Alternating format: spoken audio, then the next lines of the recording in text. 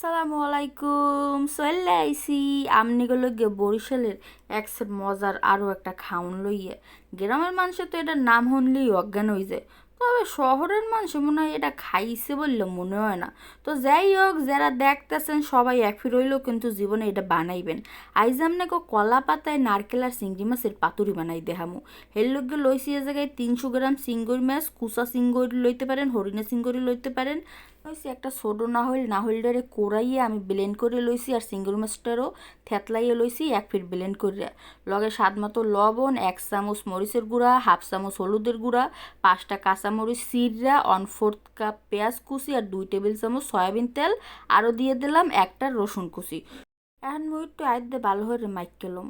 তবে আমনে যে মাছ ধরতে গায়ের মধ্যে একটু গিনগিন গিনগিন করে নাগিনের মতন, হ্যাঁ চাইলে আপনারা চামচ দাও মাইকে লইতেরেন, কোনো সমস্যা নাই।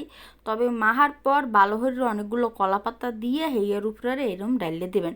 ডাইলে আর দিয়ে সাইডে একটু সেট করে দিবেন, উপরে আরও 3 সাইডে কলা পাতা দিয়ে দেবেন। এখন এই কড়াইটায় একটা ডাকনা দিয়ে দিমু ঠাসা দিয়ে। এরপর এককালে লো আছে এইডারে ভাপে থুইতে হইবে 30 মিনিটের নাহান। 30 মিনিট পর আবার ফিররামো। ভিউয়ার্স, 30 মিনিট পর ফিরাইছি, দেখুন উপরের পানি ভাবটা কিন্তু শুকাই গেছে আর নিচের পাতাও কিন্তু পুড়ে যাইতেছে। এখন এই পাতাগুলোও চেঞ্জ করে দিতে হইবে, আর এই পাতুরিটারে একটু উল্টাইয়ে দিতে হইবে।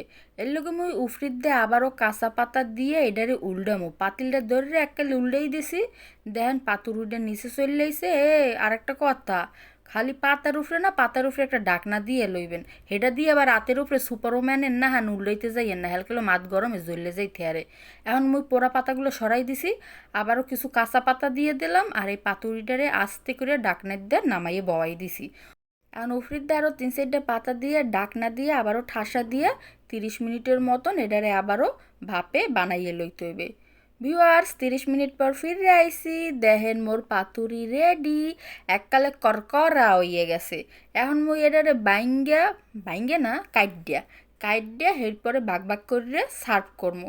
তবে এটা যেহেতু একটু নরম, এর লগে একটু শেপটা এদিক ওদিকে যাইবে, হ্যালো এ কোনো টেনশন করার দরকার নেই। এমনিও পেটে যাওয়ার পর বাতার এটা মিললে জগা খিচুড়ি হয়ে যাবে। তবে গরম ভাতের লাগে অথবা পান্তা ভাতের লাগে এক ফির হইলেও এটা ট্রাই করে দেখবেন।